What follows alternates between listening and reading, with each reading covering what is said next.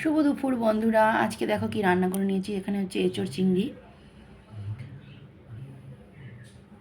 আর এখানে আছে একটা ডিমের অমলেট, আর এখানে হচ্ছে বিট ভাজা, আর এখানে হচ্ছে আলু সিদ্ধ মাখা, আর এখানে কালকের মাছ আছে।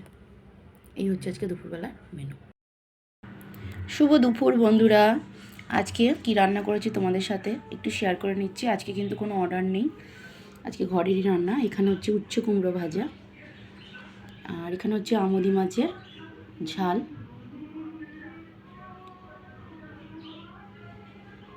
আর এখানে হচ্ছে চিংড়ি মাছ দিয়ে মোচার ঘন্ট।